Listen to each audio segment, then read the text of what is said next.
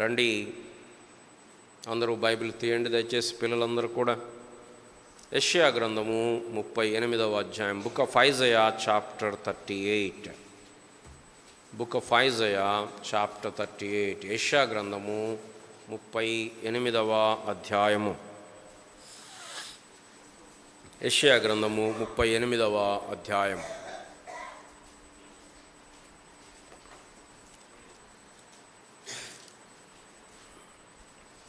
పదిహేడవ వచనం నుండి 20వ వచనం వరకు మనం కలిసి చదువుకుందాం. మధు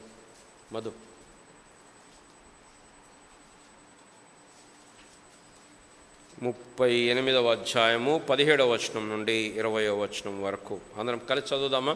మీ బైబిల్ తీయండి దయచేసి. Chapter 38 verses 17 to 20.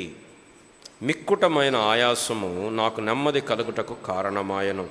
నీ ప్రేమ చేత నా ప్రాణమును నాశనమున గోతి నుండి విడిపించితివి. నీ వీపు వెనుక తట్టు నా పాపములన్నీ నీవు పారవేసితివి. పాతాళమున నీకు స్తుతి కలగదు, మృతి నీ కృతజ్ఞతాస్తుతి చెల్లింపదు. సమాధిలోనికి దిగువారు నీ సత్యమును ఆశ్రయించరు. సజీవులు గదా నేను స్తుతించుదురు. ఈ దినమున నేను సజీవుడనై నేను స్తుతించుచున్నాను. తండ్రులు కుమారులకు నీ సత్యమును తెలియజేతురు. యెహోవా నన్ను రక్షించువాడు. మన జీవితము దినములన్నీ యెహోవా మందిరంలో తంతి వాద్యములు వాయింతుము. ప్రభు సహాయం కొరకై ప్రార్థన చేసుకున్నాను. ప్రేమ కలిగిన మా ప్రియ పరలోకపు తండ్రి, మరొకసారి మీ పాదసన దగ్గరికి వస్తూ ఉంటున్నాను.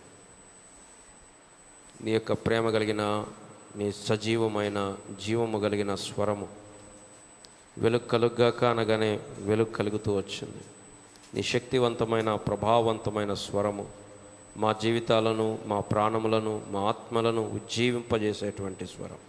మా ప్రతి పరిస్థితి, మా యొక్క ప్రతి స్థితిని ఉన్నప్పటికీ కూడా వాటిని మార్చగలిగేటువంటి స్వరం దగ్గర బట్టి వందనాలు, స్తోత్రాలు. మరొకసారి ఈ ఉదయకాల సమయంలో నిన్ను, నీ యొక్క సన్నిధిని ప్రేమించి నిన్ను పూజించాలని, నిన్ను ఆరాధించాలని, నిన్ను ఘనపరచాలని, నీ స్వరం వినాలని మీ సన్నిధికి మీ ప్రజలు వచ్చి ఉంటుండగా, ఇక్కడ నిలబడేటటువంటి మంటి పాత్ర, ఈ బలహీనమైనటువంటి పాత్రను సంపూర్తిగా మరుగు చేసి నీ స్వరమునకు ఎటువంటి ఆటంకము లేకుండా మీ దాసుని బలపరిచి వాడుకోవాల్సిందిగా దేవా ప్రార్థన చేస్తూ ఉంటున్నాం. రాగలిగిన ప్రియబిడ్డలను బట్టి వందనాలు, స్తోత్రాలు. ఇంకా రావాల్సిన వారు, మార్గమధ్యంలో ఉన్నవారు, వారిని జ్ఞాపకం చేసుకునండి. వారిని మీరు దర్శించి తీసుకొని రండి. కృప చూపించమని, సహాయపడమని యేసు ప్రభు నామమున ప్రార్థించి అడిగి వేడుకుంటున్నాము తండ్రి, ఆమేన్.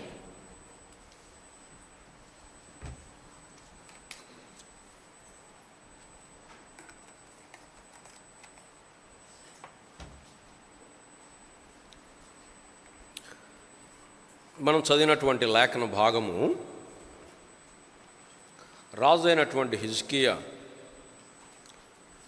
తన జీవితంలో ఒక ప్రత్యేకమైన సందర్భంలో రాస్తూ వచ్చాడు. మనం ఎరుగుదుము, రాజు అయిన హిజ్కియా మరణకరమైనటువంటి రోగం వచ్చింది. ఆ సమయంలో దేవుడు ప్రవక్తను పంపించి హిజ్కియాకు వర్తమానం పంపించాడు. హిజ్కియా, నువ్వు మరణమవుతున్నావు, నువ్వు చనిపోబోతున్నావు, నీ ఇల్లు చక్కబెట్టుకో, అంటే నీ జీవితాన్ని చక్కబెట్టుకో అని చెప్పి పంపించాడు. వెంటనే హిజ్కియా ప్రార్థన చేశాడు.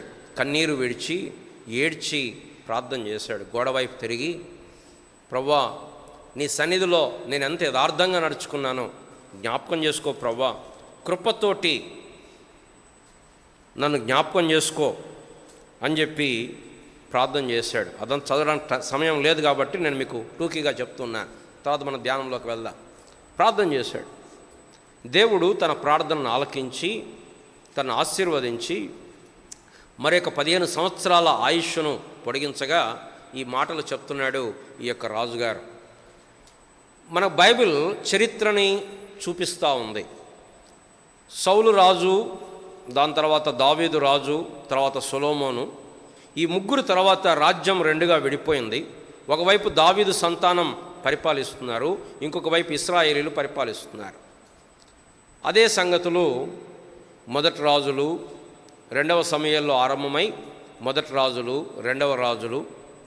ఈ రాజుల గ్రంథమేమో ఇశ్రాయేలు రాజుల చరిత్రను ఎక్కువ ఫోకస్ చేస్తే, యూదా రాజుల చరిత్రలు అదే కాలం కాంటెంపరీగా మొదటి దినవృత్తాంతాలు, రెండవ దినవృత్తాంతం, ఈ రెండు ప్యారలల్గా వెళ్తూ ఉంటాయి, వాళ్ళ జీవితాన్ని ప్రజెంట్ చేస్తూ ఉంటాయి.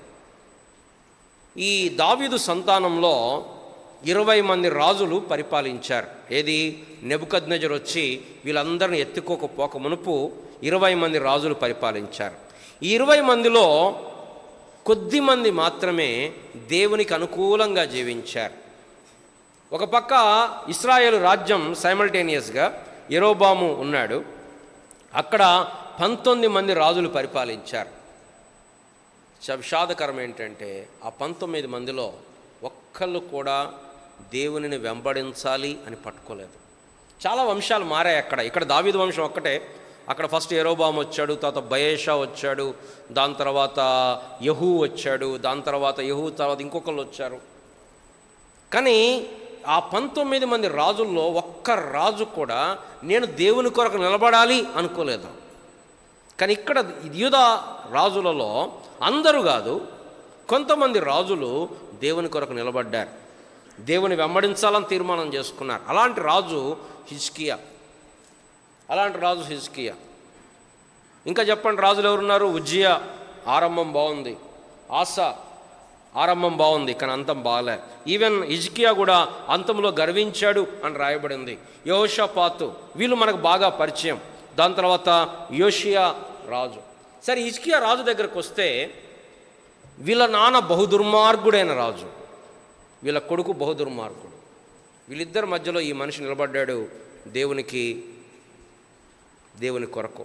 చాలాసార్లు మనం అనుకుంటాం వాళ్ళు బాగుంటే మేము ఆత్మీయంగా ఉంటాం, వీళ్ళు బాగుంటే మనం ఆత్మీయంగా ఉంటాం అనుకుంటాం. వాళ్ళ సంగతి పక్కన పెట్టండి, ఉండొచ్చు, ప్రభావం ఉండొచ్చు, హెల్ప్ ఉండొచ్చు, ఇన్ఫ్లుయెన్స్ ఉండొచ్చు, but always our spirituality will be determined by God's grace and our commitment to the Lord. యోసేపు ఉన్నాడు, ఎక్కడున్నాడు? అన్య రాజ్యంలో ఉన్నాడు, ఐగుప్తు దేశంలో ఉన్నాడు, అయినా కూడా ప్రభు కొరకు నిలబడ్డాడు. ఈ యొక్క హిజ్కియా రాజు చరిత్ర చూస్తే కూడా వాళ్ళ నాన్న బహుదుర్మార్గుడు. ఇతని గురించి ఏం చెప్పబడిందండి హిజ్కియా గురించి? ఈ భాగాలు మీరు రాసిపెట్టుకోండి. రెండవ రాజుల గ్రంథం 18 నుంచి 20 వరకు రాయబడ్డాయి ఇదే సంగతులు. రెండవ దినవృత్తాంతములు 29 నుండి 31 వరకు రాయబడ్డాయి. యెషయా గ్రంథంలో కూడా 36వ అధ్యాయం నుంచి 39వ అధ్యాయం వరకు ఈ సంగతులు, హిజ్కియా జీవితం రాయబడింది. అంటే బహుశా 3 సార్లు అదే సంఘటనలు, అదే వ్యక్తి జీవితం రాయబడటం చాలా అరుదు. కొన్నిసార్లు 2 రాయబడ్డాయి, రాజుల గ్రంథములో, దినవృత్తాంతముల గ్రంథములో. కానీ ఈ రాజు జీవితం పరిశుద్ధాత్మ దేవుడు ఈవెన్ యెషయా గ్రంథంలో కూడా మన కొరకు రాసి పెట్టాడు. ఇతని గురించి పరిశుద్ధాత్మ దేవుడు ఏం చెప్తున్నాడు అంటే, రండి, రెండవ రాజుల గ్రంథం 18వ అధ్యాయం. ఇతని గురించి ఏం చెప్తున్నాడు పరిశుద్ధాత్మ దేవుడు అని చూస్తే, రెండవ రాజులు 18వ అధ్యాయం. ఈ మాటకు అర్థం, హిజ్కియా అనే మాటకు అర్థం ప్రభువు నా యొక్క బలము, ప్రభువు నా యొక్క బలము లేదా ప్రభు యొక్క బలము. ఈ రెండిట్లో ఏదైనా అర్థం రావచ్చు. 18వ అధ్యాయము చూడండి ఏం రాయబడింది అక్కడ. 4వ వచనము, 3వ వచనము. తన పితరుడైన దావీదు చేసినట్లు అతడు యెహోవా దృష్టికి పూర్ణముగా నీతిని అనుసరించెను. ఉన్నత స్థలములను కొట్టివేసి విగ్రహములను పగలగొట్టి దేవతా స్తంభములను పడగొట్టి మోషే చేసిన ఇత్తడి సర్పమును చిన్నా భిన్నములుగా చేసెను. దానికి ఇశ్రాయేలీయులు నెహుష్టానను పేరు పెట్టి దానికి ధూపం వేయుచు వచ్చి ఉండిరి. ఇతను రాజరికానికి వచ్చేసరికి దేశం చాలా ఘోరమైన పరిస్థితుల్లో ఉంది, విగ్రహారాధనలో ఉంది. ఎంత విగ్రహారాధనలో ఉందంటే ఆఖరికి మోషే చేసిన ఇత్తడి సర్పం గుర్తుందా మీకు?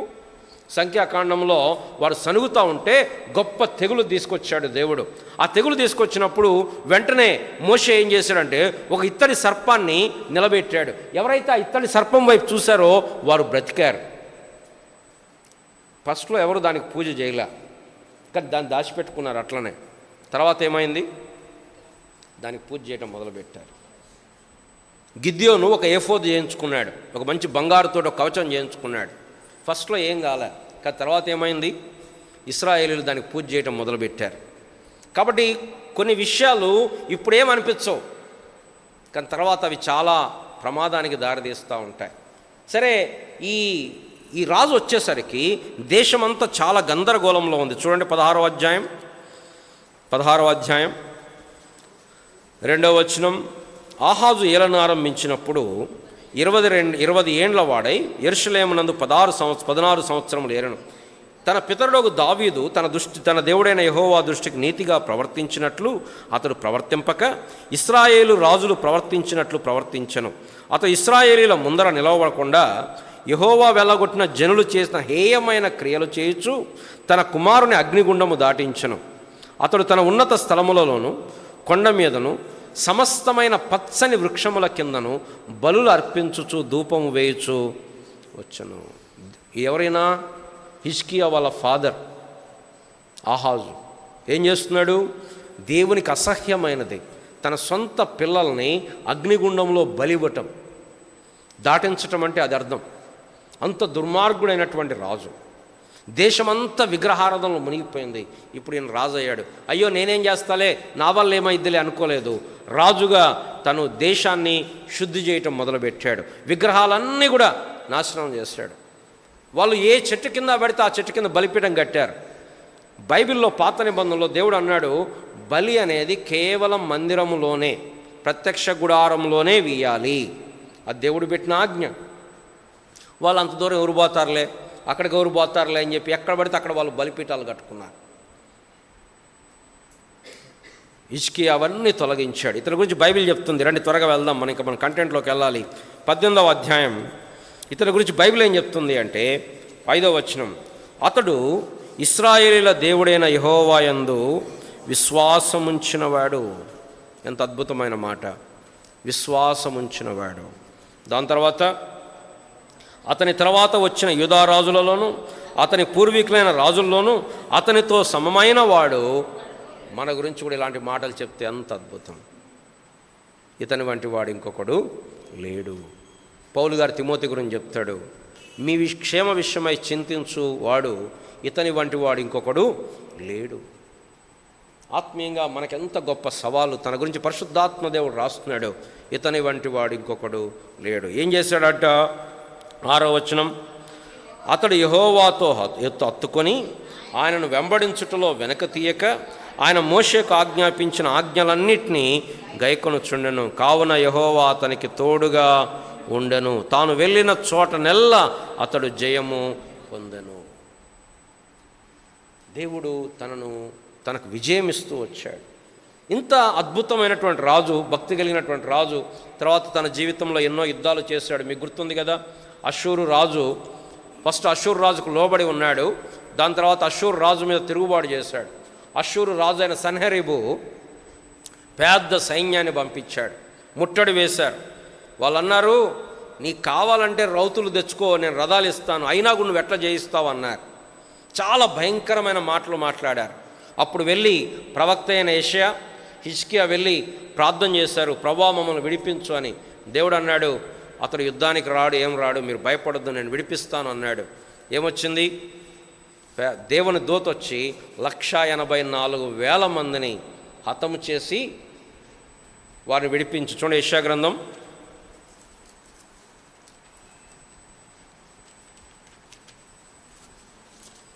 గ్రంథం 37వ అధ్యాయం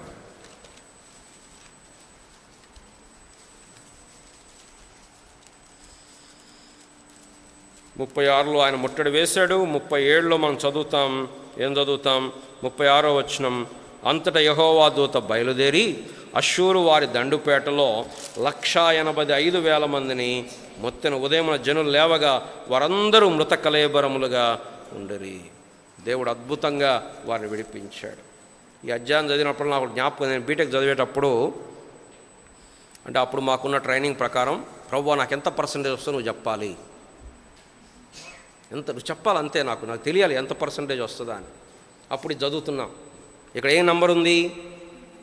185. 185% రాదుగా మరి. ఇక్కడ 1,00,000 కట్ చేసి 85 వస్తుంది. అప్పుడు సాక్ష్యం కూడా చెప్పాను నేను మందిరంలో, దేవుడు నాకు చెప్పాడు ఆల్రెడీ 80, కానీ 85 రాలేమని. అంటే దేవుడు ఇక్కడ రాసింది జాన్ బాబుకి బీటెక్లో ఎంత పర్సంటేజ్ వస్తుందని ఇక్కడ రాయాలని అట్లా తీసుకోకూడదు. అంటే అప్పుడు అట్లా మేము అలవాటు అయిపోయింది, మాకు అట్లా తెలుసుకున్నాం. తర్వాత దేవుడు అట్లా మనం వాక్యాన్ని మనకు అనుకూలంగా ఇంటర్ప్రిట్ చేసుకోకూడదు. సరే, ఒక్క దూత వచ్చాడు, పెద్ద సైన్యం రాల, 185,000 మందిని హతం చేశాడు. ఇంత గొప్ప విజయాలు పొందిన రాజు మరి తన వయసు ఎంతో మనకు తెలియదు. కానీ చూడండి 38వ అధ్యాయం, ఆ దినములలో హిజ్కియాకు మరణకరమైన రోగము కలగగా. మరణకరమైన రోగం వచ్చింది. మంచి రాజులకు రోగాలు వస్తాయా? దేవుని పిల్లలకు రోగాలు వస్తాయా? చాలామంది ఏమనుకుంటారు, దేవుని పిల్లలకు రోగాలు రాకూడదు, రోగాలు వస్తే అది దయ్యం తీసుకొచ్చింది. ఇక్కడ రోగం వచ్చింది, దేవుడు ప్రవక్తను పంపించాడు. ఏమని? బాబు నీకు స్వస్థత ఇస్తానని కాదు. ఎందుకు పంపించాడు తెలుసా? నువ్వు చనిపోతున్నావు, నువ్వు మరణమవుతున్నావు. పిల్లల మరణం అనేది ఇప్పుడు వస్తుందో ఎప్పుడు వస్తుందో మన చేతిలో లేదు. మనం దాన్ని ఆపలేం. అది ఎప్పుడైనా రావచ్చు. మనకంటే ఆరోగ్యవంతులు, మనకంటే వయసు తక్కువ వారు, మనకంటే ధనవంతులు ఎంతోమంది లోకాన్ని విడిచిపెట్టిపోయారు. మనం చేయగలిగింది ఏంటంటే దేవుడు మనకిచ్చిన కొద్ది సమయంలో దేవుని కొరకు నమ్మకంగా జీవించాలి. అది మనం చేయగలిగింది. మనం ఆపలేం మరణాన్ని. కానీ ఇప్పుడు ఈయన మంచి రాజు, ఇంత భక్తి కలిగిన రాజు, ఇతని వంటి వాడు ఇంకొకడు లేడు అని రాయబడుతూ వచ్చింది. అలాంటి రాజుకి ఏమొచ్చిందంటే మరణకరమైన రోగం. ఆయనకు వైద్యులు లేరా? రాజు, ఆయన పేదవాడు కాదు, గొప్ప రాజు. మరణకరమైన రోగం వచ్చింది. ఏం చేస్తుంటాడు? ప్రార్థన చేస్తుంటాడు. ప్రవక్తను పంపించాడు దేవుడు. ఏమని చెప్తున్నాడు చూడండి, ప్రవక్త ఏం చెప్తున్నాడు? నీవు మరణం అవుతున్నావు, బ్రతకవు గనుక నీవు నీ ఇల్లు చక్కబెట్టుకొనమని యెహోవా సెలవిచ్చుచున్నాడని చెప్పగా దేవుడు అద్భుతమైన అవకాశం ఇచ్చాడు హిజ్కియాకి. హిజ్కియా, నువ్వు మరణమవుతున్నావు, నీ ఇల్లు చక్కబెట్టుకో అన్నాడు. సరే, ఆయన ఏం చేస్తున్నాడో, మనం ఏం చక్కబెట్టుకున్నాడో మనకు తెలియదు. కానీ ఆయన వెంటనే ప్రార్థన చేస్తున్నాడు. ఏమని ప్రార్థన చేస్తున్నాడు? అతడు తన ముఖమును గోడ తట్టు తిప్పుకొని, యెహోవా, యథార్థ హృదయుడనై సత్యముతో నీ సన్నిధిని నేనెట్లు నడుచుకుంటునో, నీ దృష్టికి అనుకూలముగా సమస్తమును నేనెట్లు జరిగించుతునో కృపతో జ్ఞాపకము చేసుకొనమని హిజ్కియా కన్నీళ్లు విడుచుచు యెహోవాను ప్రార్థించను. ఒకవేళ మనం ఉంటే ఏం చేసేవాళ్ళని తెలుసా? ఏంటి అసలు దేవుడు ఏం చేస్తున్నాడు? నేను ఇంత భక్తిగా ఉంటే, నేను దేశాన్ని ఇంత శుద్ధి చేస్తే, మా నాన్న దుర్మార్గుడైనా నేను ప్రభు కోసం నిలబడితే, దేవుడు నాకు మంచి మరణం, ఏదో మంచి ముదిమిలో 90 ఏళ్ళలో 100 ఏళ్ళలో బ్రతికిన తర్వాత మరణం ఇవ్వకుండా, ఇప్పుడు సడన్గా మరణకరమైన రోగం తీసుకొచ్చి మళ్ళీ తీసుకొచ్చినాడు స్వస్థపరచకుండా, నువ్వు మరణం అవుతున్నావు, ఇల్లు చక్కబెట్టుకోండి. ఇదేం వర్తమానం? ఇదేం దేవుడు? అట్లా ఎట్లిస్తాడు నాకు? ఇదేనా నా జీవితానికి ప్రతిఫలం? నేను ఇంత సేవ చేస్తే, నేను ఇంత భక్తిగా ఉంటే అని చెప్పి దేవుని మీద సనగటం, దేవుని మీద గొనగటం. దేవుడు దొరకలేదు, కానీ దేవుడు దొరికితే ఎవరు ఏం చేస్తున్నావు నువ్వు? అసలు వాళ్ళకీలే వీళ్ళకీలే, నాకు ఇట్లా ఇస్తావా నువ్వు? ఆయన అలా చేయలా. చెప్తున్నాడు, నేను యథార్థ హృదయం నడిచాను అన్నాడు. కానీ అక్కడ ఏమన్నాడు? నీ కృప. మన ఆధారం మన భక్తి కాదు, మన ఆధారం మన శక్తి కాదు, దేవుని కృప. పిల్లలు, ఇప్పుడు అంశంలోకి వస్తాను. ఇప్పుడు అంశం ఏంటంటే, ఇప్పుడు దేవుడు ఏమనాలి? దేవుడి స్వభావం ఎలాంటిది? దేవుడు చెప్పాడు, మరణకరమైన రోగం వచ్చింది. ప్రవక్తకు చెప్పాడు, బాబు హిజ్కియా చనిపోతున్నాడు, హిజ్కియాకు మరణకరమైన రోగం వచ్చింది, నువ్వు పోయి చెప్పు అన్నాడు. ఆయన పోయి చెప్పాడు. ఇప్పుడు ఈయన ప్రార్థన చేశాడు. ఇప్పుడు దేవుడు ఏమనాలి? ఒకవేళ మనమైతే ఏమందాము? ఒకవేళ నేనే అనుకోండి, అడ్మినిస్ట్రేటర్, ప్రిన్సిపాల్ని, లేకపోతే ఇంకో డైరెక్టర్ని, నేను చెప్పేసి అయిపోయింది, నేను సంతకం పెట్టేసి ఆర్డర్ అయిపోయింది, నేను దాన్ని చేంజ్ చేయను ఏమన్నా. కానీ నువ్వు ప్రార్థన చేస్తే చేసుకో, ఆల్రెడీ చెప్పారు కదా నీకు. నేను ఒక్కసారి సంతకం పెడితే నేను మార్చను. కానీ దేవుడు, ఆయన దయ కలిగినటువంటి వాడు. దేవుడు కఠినాత్ముడు కాదు. దేవుడు ఆయన న్యాయవంతుడు, ఆయన పరిశుద్ధుడు, ఆయన సర్వశక్తి కలిగిన వాడు, ఆయన సమస్తమును చేయగలుగుతాడు. కానీ అట్ ద కోర్ దేవుడు ఎలాంటి వాడు అని చూడాలి అంటే ఆయన దయగలిగినటువంటి వాడు. యేసు ప్రభువు ఈ లోకంలో ఉన్నప్పుడు ప్రజలను చూసి కనికరపడ్డాడు. 5,000 ఆ యొక్క 5,000 మంది ఆ 5 రొట్టెలు 2 చేపలతోటి వారిని పోషించినప్పుడు అక్కడ రాయబడింది, వారి మీద కనికరపడి, వారు కాపరి లేని మందవలే ఉన్నప్పుడు కనికరపడి. యేసు ప్రభువారి లక్షణం ఏంటంటే కనికరము.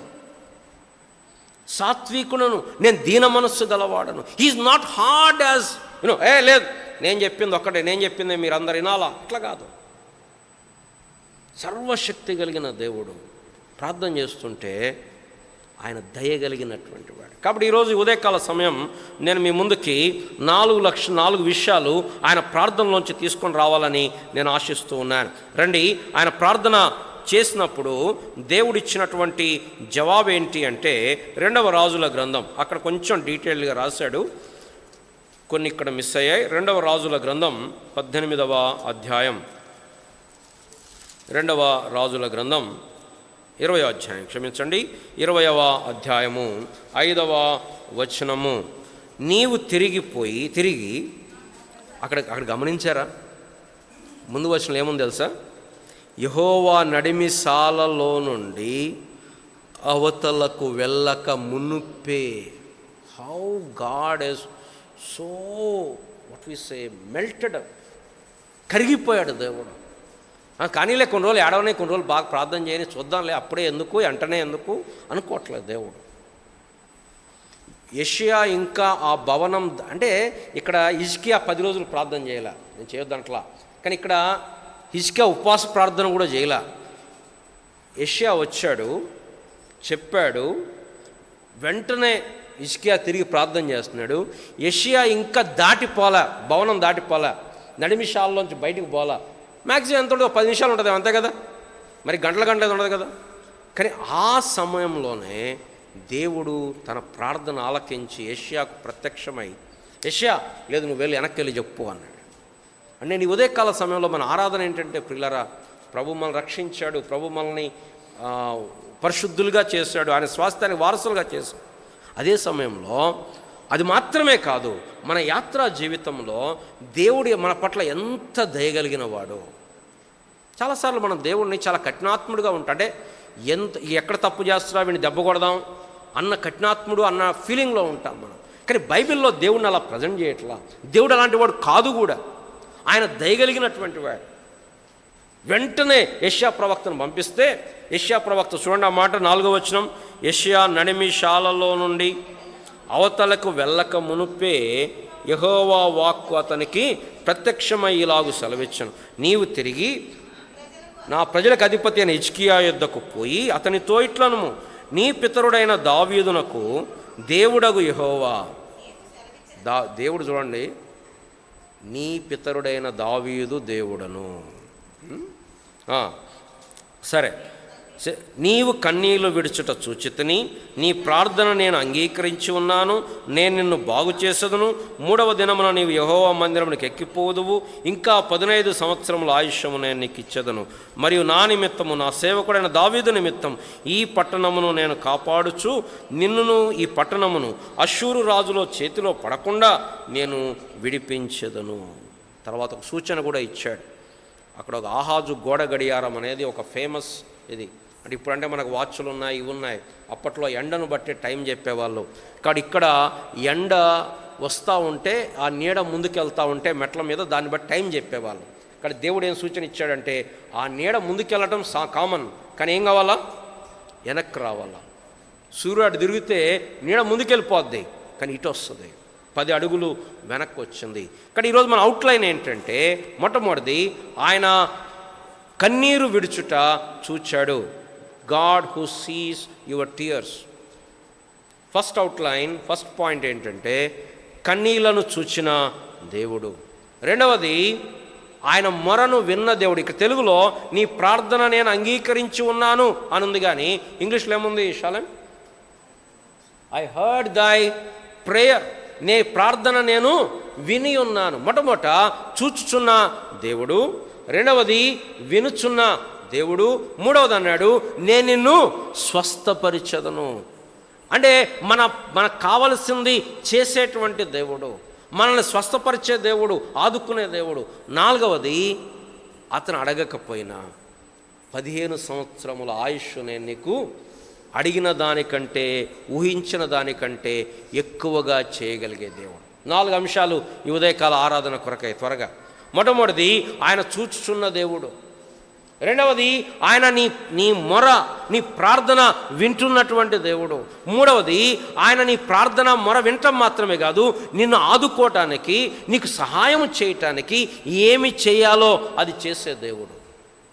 నాలుగవది, మీరు అడిగిన దానికంటే, మీరు ఊహించిన దానికంటే అత్యధికముగా చేసేటువంటి దేవుడు. మొట్టమొదటిగా వద్దాం, కన్నీరు విడుచుట చూచాడు. మనం చాలాసార్లు పిల్లలు ఏడుస్తూ ఉంటారు కదా. పిల్లలు ఏడుస్తూ ఉంటే ఒక్కోసారి మన పిల్లలు మనం సింపతి చూపిస్తాం, కానీ ఒక్కోసారి మన కోపం వచ్చినట్ట నాటకాలు వాడకు, నాకు తెలుసు నీ కన్నీళ్ళ సంగతి అంతా అంటే వాళ్ళ కన్నీళ్ళు మనల్ని పెద్ద కదిలించవు. ఇక బయట వాళ్ళ పిల్లలు అయితే భలే ఏడు, కొంతమంది నవ్వుతారు, గిలుతుంటారు అన్నమాట. వాడు ఏడుస్తుంటే హాహాహా భలే ఏడుస్తున్నాడు అనుకుంటారు. దేవుడు నా కన్నీరును చూచి సంతోషపడే దేవుడు కాదు. కీర్తనాకారుడు అంటాడు, నా కన్నీళ్ళు నీ బుడ్డిలో ఉంచబడి ఉన్నవి, నీ కవిలలో అవి దాచబడి ఉన్నవి. రండి, కీర్తన గ్రంథం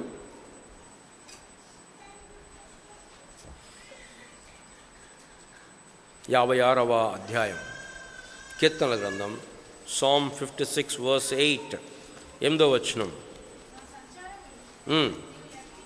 దక్కించున్నావు, నా కన్నీరు నీ బుడ్డిలో ఉంచబడి ఉన్నవి, అవి నీ కవిలలో కనపడుతుంది కదా. ప్రియుల, కవిల అంటే పుస్తకం అన్నమాట. అది కొంచెం గ్రాంధికమైనటువంటి భాష వాడారు. కాబట్టి ఆ కీర్తనకారుడు చెప్తున్నాడు, దావీదు కాదేమో, దావీదే, ఏమన్నాడు, నా కన్నీళ్ళు నీ బుడ్డిలో ఉంచబడి ఉన్నవి, అవి నీ కవిలలో, కింద నంబరేసి రాశాడు, పుస్తకములో కనపడును కదా. ప్రియమైన సహోదరి సహోదరులారా, దేవుడు మన కన్నీరును చూచేటువంటి దేవుడు. మన మొర, మన స్థితి, మన యొక్క స్థితిగతులు ఆయన చూచేటువంటి దేవుడు. ఆయన ఏమి చూడకుండా ఉండేవాడు కాదు.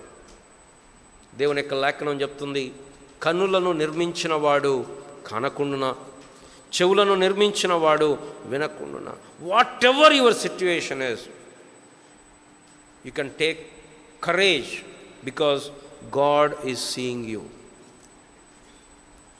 ఆయన కన్నులకు కనపడని సృష్టమేదియు లేదు. హెబ్రీ పత్రిక 4వ అధ్యాయం 13వ వచనం అక్కడ రాయబడుతుంది. అక్కడ ఆఫ్కోర్స్ జడ్జిమెంట్ గురించి రాయబడింది. మనం ఎవరికి లెక్క అప్ప చెప్పవలనో ఆయనకు సమస్తమును మరుగులేక తేటగా కనబడచ్చు. పాతాళమును అగాధ కూపమును ఆయనకు కనపడుచున్నవి, నరుల హృదయము మరి తేటగా కనపడును కదా. మన దేవుడు కన్నులు లేనటువంటి దేవుడు కాదు. విగ్రహముల గురించి రాస్తాడు కీర్తనకారుడు, ఏమంటాడు, అవి కన్నులుండి చూడవు, చెవులుండి వినవు, నోరుండి మాట్లాడవు, ముక్కుండి వాసన చూడవు. కానీ మన దేవుడు ఇశ్రాయేలుకు ఆధారమైన వాడు నరుడు కాడు. ఇశ్రాయేలుకు ఆధారమైన వాడు నిర్జీవమైన వాడు కాదు. ఇజ్రాయేలుకు ఆధారమైన వాడు నిస్సహాయుడు కాదు. ఆయన నా పరిస్థితి చూస్తున్నవాడు. చూడలేదా? హాగరు, మనం గత వారంలో ధ్యానం చేస్తూ వచ్చాం ప్రార్థనా కూడికల్లో. హాగరు వెళ్ళగొట్టబడింది, బానిస. ఆమె భార్య కాదు, రెండవ భార్య కూడా కాదు, బానిస. పెళ్లి చేసుకున్నాడు, వెలగొట్టేశాడు అబ్రహాము. షారా హింసించింది, పారిపోయాడు. దేవుడు చూచాడు. నిస్సహాయురాలైన స్త్రీ దేవుడు చూచాడు. ఆమె పేరు పెట్టింది. ఏం పేరు పెట్టింది? బేయర్ లహయి రోయి. దాని అర్థం ఏంటి? నన్ను చూచుచున్నవాని సజీవుని భావి. దేవుడు నన్ను చూశాడు. దాని తర్వాత అధ్యాయంలో మళ్ళీ కుమారుడు పుట్టాడు. కుమారుడు పుట్టిన తర్వాత మళ్ళీ సేమ్ సిట్యుయేషన్. సారా చెప్పింది పంపించే అన్నది, దేవుడు కూడా అన్నాడు పంపించే అన్నాడు. ఆమె వెళ్ళిపోయింది ఒక్కతే. పిల్లవాడు ఏడుస్తున్నాడు, నీళ్ళు లేవు, చచ్చిపోతున్నాడు. అనుకుంది నేను చూడలేని చావునని చెప్పి పిల్లవాడిని ఆడ పెట్టేసేసి పక్కన కూర్చొని ఏడుస్తూ ఉంది. దేవుడు చూశాడు. వచ్చాడు దేవుడు, నేను నిన్ను ఆశీర్వదిస్తాను. లేయా ద్వేషించబడుతూ వచ్చింది. ఇష్టం లేనటువంటి వివాహం జరిగింది అక్కడ. యాకోబు ప్రేమించింది రాహేల్ని, ఫస్ట్ పెళ్లి చేసుకుంది లేయాని. లేయా ద్వేషించబడుతుంది. అక్కడ రాయబడిన అద్భుతమైన మాట ఏంటంటే, లేయా ద్వేషించబడుట యెహోవా చూచి. యాకోబు దాసత్వం చేస్తున్నాడు లాబానుకి. యాకోబు వాళ్ళ తండ్రిని మోసం చేసి వచ్చాడు. వాళ్ళ తండ్రి చీకట్లో ఉంటే, కళ్ళు కనపడకుండా ఉంటే తను వెళ్ళి చర్మం కప్పుకొని నేను ఈ పెద్ద కుమారుణ్ణి అన్నాడు. అదే చీకట్లో లేయాను పంపించి ఇదిగో రాహేలు అన్నాడు లాబాను. ఈ యాకోబు అక్కడ పనిచేస్తుంటే లాబాను 10 సార్లు జీతం మార్చాడు. దేవుడు అన్నాడు, లాబాను నీకు చేయుచున్న యావత్తును నేను చూచితిని. యాకోబు దేశంలో ఉన్నాడు, లాబానేమో విస్తరించాడు. లాబాను అధికారంలో ఉన్నాడు. యాకోబు ఆ దేశస్తుడు కాదు, హెల్ప్ లేదు యాకోబుకి. కానీ దేవుడు చూచాడు. చూడండి, ఆదికాండం 31 అధ్యాయం, ఆదికాండం 31 అధ్యాయం 12వ వచనం, 31:12. అప్పుడు ఆయన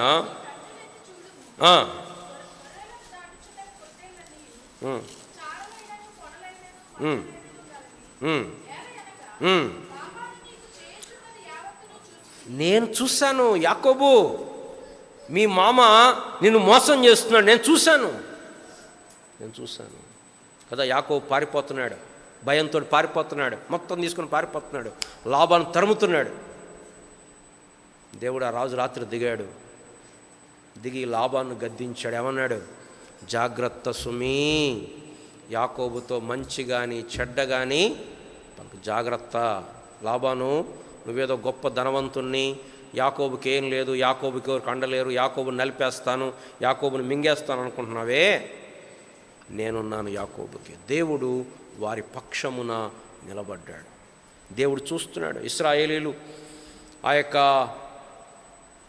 ఫరో దాసత్వమును బట్టి నలిగిపోతుంటే, ఫరో దాసత్వమును బట్టి వారు ఇబ్బంది పడుతుంటే, శ్రమించబడుతుంటే, దేవుడు అంటాడు, నేను చూశాను వారి క్షమ, నిశ్చయముగా నేను షోర్లీ ఐ హావ్ సీన్.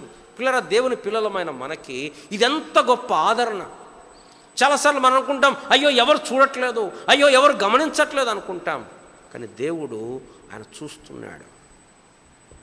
గడిచిన 2 వారాల్లో నన్ను బాగా హత్తుకున్న అంశం ఏంటంటే నాబోతు, యెజబెల్. అది it was really striking me a lot. నాబోతు ఒక సామాన్యమైన వ్యక్తి, యెజబెలు, ఆహాబు రాజులు. ఆహాబు అన్నాడు, నాబోతు ఈ ద్రాక్ష తోట నాకు ఇచ్చేసే, మా ఇంటి పక్కన ఉంది కదా అన్నాడు. నాబోతు అన్నాడు, అయ్యగారు నేను ఇయ్యలేనయ్యా, ఇది నా పితరుల స్వాస్థ్యం అన్నాడు. వెంటనే పోయి మొహం మార్చుకొని ఇంట్లో కూర్చున్నాడు. భార్య వచ్చింది, యెజబెల్ వచ్చింది. నువ్వెందుకు బాధపడుతున్నావు, నేను ఉన్నా కదా నీకు. టకటక వ్యూహం మన్నింది, అబద్ధ సాక్ష్యం పెట్టింది, రాళ్లతో కొట్టారు. ఈ వ్యక్తి రాజును దేవుణ్ణి శపించాడు అన్నారు, రాళ్లతో కొట్టారు, చంపేశారు, రక్తం కారింది, కుక్కలు నాకాయి నాబోతు రక్తాన్ని. వెంటనే భార్య వెళ్ళింది, యెజబెల్ వెళ్ళింది ఆహాబుతోటి, పో స్వాధీనపరచుకోపనగానే ఈయన చక్కగా వెళ్ళి విహారం చేస్తున్నాడు తోటలో. అనుకున్నాడు, ఎవరు లేరు నాబోతుకి, నేను రాజుని, నేను చేస్తాను అనుకున్నాడు. దేవుని స్తోత్రం, దేవుడు తన ప్రవక్తను ఏలియాను పంపించాడు. ఎక్కడ నాబోతు రక్తాన్ని కుక్కలు నాకాయో, ఆహాబు అక్కడి కుక్కల్ని రక్తాన్ని నాకుతాయి. యెజబెలు మాంసాన్ని కుక్కలు తింటాయి. దేవుడేం అన్యాయస్తుడు కాదు, దేవుడేం చూడట్లేదు అనుకోవద్దు. దేవుడు మన పరిస్థితి చూస్తున్నాడు. నాబోతుకి ఎవ్వరు లేరు. అవతల పక్కన రాజు, రాణి, సైన్యం ఉంది, అధికారం ఉంది. బట్ ఇక్కడ ఒక దేవుడు ఉన్నాడు, దీనుల పక్షమున, ఎవ్వరు లేని వారి పక్షమున, బలహీనులైన వారి పక్షమున ఈ స్టాండింగ్ దేర్, నేనున్నాను. తను చదివితే అనిపిస్తుంది, ఎక్కడ నాబోతు రక్తాన్ని కుక్కలు నాకాయో అక్కడే ఆహాబు రక్తాన్ని కుక్కలు నాకాయి. దాని తర్వాత ఆహాబు కుమారులు వస్తే వాళ్ళు చనిపోతారు. ఎప్పుడు? కొన్ని సంవత్సరాల తర్వాత. వాళ్ళ రక్తాన్ని కూడా అదే భూభాగంలో చూడండి 2వ రాజుల గ్రంథం, మొదటి రాజుల గ్రంథమా, 2వ రాజుల గ్రంథం 16వ అధ్యాయం. 2వ రాజుల మొదటి రాజుల 2వ రాజుల గ్రంథం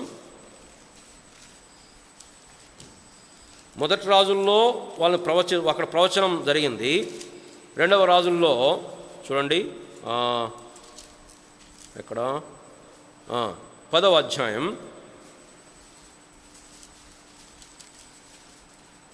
9వ అధ్యాయం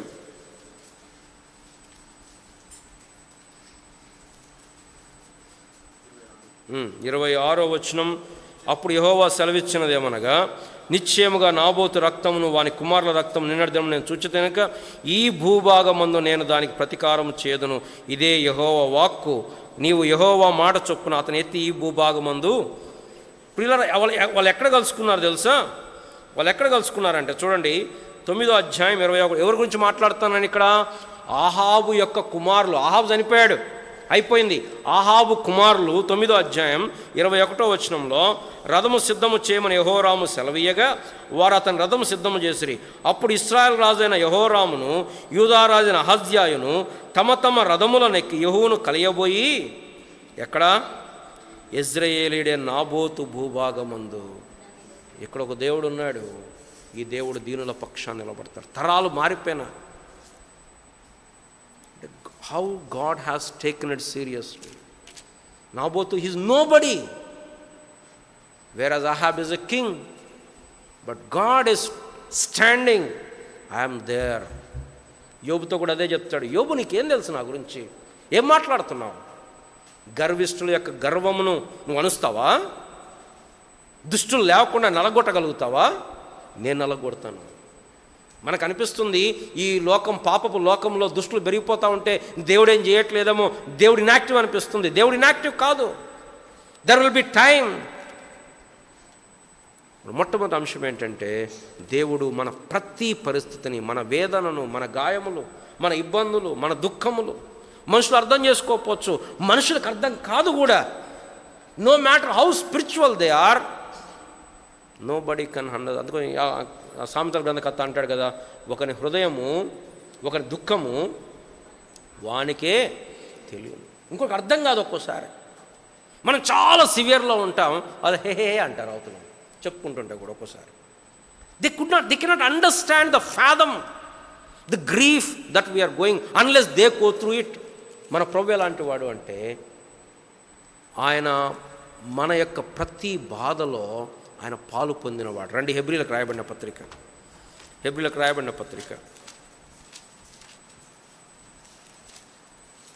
మనం నడుస్తున్న మార్గం ఆయన ముందు వెళ్ళినటువంటి మార్గమే.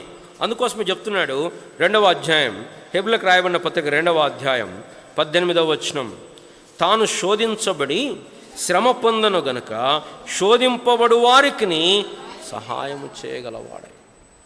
తాను శోధింపబడి శ్రమ పొందను. మనం అనుకున్నాం మనం ఒక్కలమే శ్రమ పొందాం, మనకు లేదు. మన ప్రభు మనకంటే ముందు శ్రమ పొందాడు కాబట్టి మనకు సహాయం చేయగలడు. మొట్టమొదటి మన ఆరాధన అంశం ఏంటంటే, మన దేవుడు చూస్తున్నాడు. ఆయన చూస్తే చాలు, ఇంకేం చేయాల్సిన పనిలే. ఆయన చూస్తే చాలు. రెండవది, చూడటం మాత్రమే కాదు, మన ప్రార్థనలు, మన మొర, మన యొక్క ఆక్రందన ఆయన వినేవాడు. నువ్వు లాస్ట్లో యేసు ప్రభు నామని అనలేదు, నేను విన్ను అనేవాడు కాదు. నువ్వు మోకాళ్ళు చేయలేదు, నిలబడి చేసావు, నేను ఒప్పుకోను, నువ్వు చెప్పులు వేసుకొని ప్రార్థన చేసావు, నేను విన్ను అనేవాడు కాదు. మన బైబిల్ ఏం చెప్తుంది? ఉచ్చరింప శక్యము కాని మూలుగులతోటి ఆత్మ తానే మన పక్షముగా విజ్ఞాపన చేస్తున్నాడు. Even when we don't pray, he listens our heart. హాగరుతోటి దేవుని దూత చెప్పాడు, ఏమన్నాడు? అక్కడ రాయబడింది, చిన్నవాని మొరను యెహోవా వినెను. ఆ చిన్నవాని మొరను యెహోవా వినెను. ఇశ్రాయేలీయులు మొరపెడుతున్నారు, అయ్యో ప్రభువా తట్టుకోలేకపోతున్నాం. రాయబడింది, వారి మూలుగును నేను వింటిని. మన దేవుడు వినేదేవు. ఆయన చెవులు మందము కాలేదు, ఆయనకి వినికిడి లోపము లేదు. He listens everything. మనుషులు పలికే డంబపు మాటలు, మనుషులు పలికే గర్వపు మాటలు ఆయన వింటున్నాడు. నీ ప్రార్థన, నా ప్రార్థన వెంటనే జవాబు ఇవ్వకపోవచ్చు, వెంటనే స్వస్థపరచకపోవచ్చు, వెంటనే మార్చకపోవచ్చు. బట్ ప్రియ సోదరి సోదరులరా, మన ఆదరణ ఏంటంటే ఆయన చెవుల్లోకి వెళ్ళకుండా ఏమీ లేదు మన ప్రార్థన. కొన్నిసార్లు హిజ్కియాకు చెప్పినట్టు వెంటనే జవాబు ఇవ్వచ్చు. కొన్నిసార్లు దేవుడు తన ప్రణాళికను బట్టి, తన మహాజ్ఞానమును బట్టి మన మేలు కొరకు, మన క్షేమము కొరకు, మనకు అర్థం కాకపోయినా కొద్ది ఎక్కువ రోజులు మీరు కొంచెము కాలము శ్రమపడిన పిమ్మట సర్వకృపానిధియగు దేవుడు, తన నిత్యమైన మహిమకు మిమ్మల్ని పిలిచిన సర్వకృపానిధియగు దేవుడు మిమ్మల్ని స్థిరపరచి, బలపరచి, పూర్ణులుగా చేస్తాడు. వెంటనే ఒక్కోసారి ఇవ్వకపోవచ్చు, ఒక్కోసారి ఇస్తాడు. ఇప్పుడు ఇక్కడ హిజ్కియా ప్రార్థన చేస్తే ఇంకా యెషయా బయటికి వెళ్ళలేదు, దేవుడు కనికరించాడు. నేనేం చెప్తున్నా అంటే దేవుడు కనికరము గలవాడు, వింటాడు ప్రార్థన. నిర్గమకాండంలో దేవుడు ఇశ్రాయేలు ప్రజలకు మాట్లాడుతూ వాళ్ళకు కొన్ని ఆజ్ఞలు ఇస్తున్నాడు. ఏంటి ఆజ్ఞలు అంటే చూడండి, నిర్గమకాండము 22వ అధ్యాయము ఇక్కడ ఏం చెప్తున్నాడు? 22వ వచనము, విధవరాలినైనను, 21వ వచనం కూడా, పరదేశిని విసిగింపవద్దు, బాధింపవద్దు, మీరు ఐగుప్తు దేశంలో పరదేశుల ఇంటిరి కదా, విధవరాలినైనను దిక్కులేని పిల్లనైనను బాధ పెట్టకూడదు. వారు నీ చేత ఏ విధమైన బాధ నుండి నాకు మొరపెట్టినలా నేను నిశ్చయముగా వారి మొరను. పరదేశిని, విధవరాలు అంటే అక్కడ ఏంటి? వాళ్ళు హెల్ప్లెస్. పరదేశులు అంటే కష్టం, అక్కడ ఎవరు వాళ్ళకి సహాయం లేరు, వాళ్ళు పరదేశులు. దేవుడు అంటున్నాడు, జాగ్రత్త ఇశ్రాయేలురా, మీరు నా పిల్లలే, నేను మీ దేవుణ్ణి, కానీ మీ మధ్యలో ఉన్న పరదేశిని కానీ, మీ మధ్యలో తండ్రి లేని వారిని కానీ మీరు బాధ పెడితే జాగ్రత్త, నేను నిశ్చయముగా వారి మొర వింటాను. పరదేశులు మన వీరేవాడు మన మొర వినడా? మన మొర వినడా? కింద అంటున్నాడు, ఇంకా అంటున్నాడు చూడండి, 26వ వచనం, నీవు ఎప్పుడైనను నీ పొరుగువాని వస్త్రమును కుదువుగా తీసుకునే ఎడల సూర్యుడు అస్తమించు వేళకు అది వానికి మరలా అప్పగించుము. వాడు కప్పుకొనున్నది అదే వాని దేహమునకు వస్త్రము. వాడు మరి ఏమి కప్పుకొని పండుకొనును? నేను దయగలవాడను, వాడు నాకు మొరపెట్టిన నేను, దేవుడు చెప్తున్నాను, నేను దయగలవాడను. పిల్లరా, దేవుడు దయగలిగిన వాడు. నీ నా పరిస్థితి, నీ నా మొర ఆలకించేటువంటి వాడు. మూడవది, ఆయన కేవలం చూసి విని వెళ్ళిపోయేవాడు కాదు. మంచి సమర ఉపమానంలో లేవీడు వచ్చాడు, యాజకుడు వచ్చాడు, చూశాడు, అరే దొంగలు పడ్డారే అన్నాడు, వెళ్ళిపోయాడు. లేవీడు వచ్చాడు, చూశాడు, వెళ్ళిపోయాడు. కానీ సమరయుడు వచ్చాడు, తనకు ఆదరించాడు, గాయాలు కట్టాడు, ద్రాక్షారసం పోసాడు, నూనె పోసాడు, ఎక్కించుకున్నాడు గాడిద మీద, పూటకోళ్ళ వాడి ఇంటికి తీసుకెళ్ళాడు, 2 కాసులు ఇచ్చాడు. అయ్యా నీకు ఇంకా ఎక్కువేమన్నా అయితే నేను భరిస్తాను. మన దేవుడు చేసింది అదే. మన దేవుడు ఏం చూసి అట్లా వదిలిపెట్టేవాడు కాదు. ఆయన సమయం ఉంది, ఆయన ప్రణాళిక కలిగిన వాడు. మన రక్షణ గురించి ఆలోచిస్తే మనం మొరపెట్టలేదు ఆయనకి, మనం ఆయనకి అయ్యాను రక్షించనలేదు. కానీ దేవుడు ఏం చేశాడు? యేసు ప్రభువును పంపించాడు. ఇశ్రాయేళ్ల మొర విన్న దేవుడు, చూసిన దేవుడు మోషేను పంపించాడు. మన స్థితిని చూసి మన జీవితాలు మార్చటానికి దేవుడు యేసుక్రీస్తు ప్రభువారిని పంపించాడు. పరలోకమును విడిచిపెట్టి దేవునితో సమానముగా ఉండుట విడిచిపెట్టకూడని భాగ్యమని ఎంచుకొని ప్రభు ఈ లోకానికి వచ్చాడు. నీ కొరకు నా కొరకు ప్రాణం ఇచ్చాడు. తన సొంత కుమారుణ్ణి ఇవ్వటానికి వెనుదీయని వాడు ఇంకెందుకు వెనుదీస్తాడు? ఇంకేమి ఇయటానికి పెద్ద కష్టమా? మరి ఎందుకు ఇవ్వట్లేదు?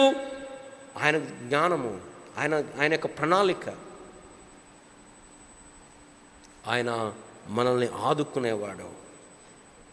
మనం మొరపెట్టకపోయినా, మనం అడగకపోయినా, మనం హృదయం మన విరోధులమైన శత్రువులమైన దేవుడు కేవలం చూచి వినేవాడు. చాలాసార్లు మనం వింటాం, చాలాసార్లు చూస్తాం. ఇప్పుడు రోడ్డు మీద వెళ్తుంటాం, ఎక్కడో యాక్సిడెంట్ అయ్యిద్ది. ఇప్పుడు మనం ఆగి పని చేయలేము అక్కడ. ఒక్కోసారి ఆగగలుగుతాం, మన వల్ల కాదు. మనం ఏం చేయగలుగుతాం? కొంత చేయగలుగుతాం. కానీ దేవుడు ఆయన చేసేటువంటి దేవుడు.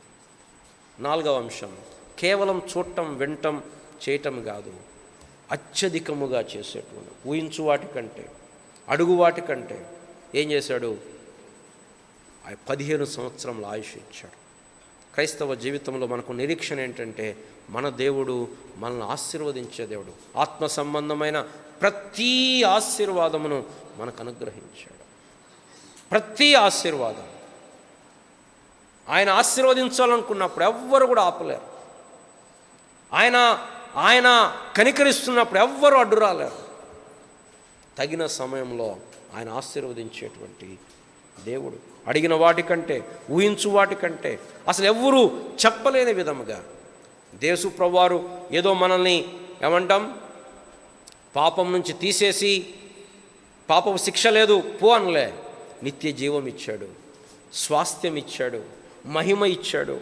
అంతేకాదు ఆయన రాజ్యం ఇచ్చాడు, ఆయన మహిమ ఇచ్చాడు, ఆయనతో యుగయుగాలు ఉండేటువంటి గొప్ప ఆధిక్యత ఇచ్చాడు. ఇవి మనం ఊహించినటువంటివి. అయ్యో వీళ్ళు నరకానికి పోతున్నారు, వీళ్ళ శిక్ష క్యాన్సిల్ చేద్దాం అని చెప్పి అక్కడతో ఆగలా. మన నీతిమంతులుగా చేశాడు, తన కుమారులనుగా చేశాడు. మనం ఇప్పుడు ఆయన పిల్లలం. మనకు నిరీక్షణ ఏంటంటే ఒకనాడు యుగ యుగములు ఆయనతో పాటు ఉంటాం. అందుకోసం ఈ కీర్తనాకారుడు అంటున్నాడు, ఈ యొక్క హిజ్కియా అంటున్నాడు, సజీవులు సజీవులే కదా నేను స్తుతిస్తారు. ఆయన స్తుతిస్తున్నాడు, ఆరాధిస్తాం. మనం కూడా అలాగ ప్రభును స్తుతించి ఆరాధిద్దాం. మనతో లేచిన కూడా పాట పాడుకుందాం. సండే స్కూల్ పిల్లలు సండే స్కూల్కు వెళ్ళవచ్చు.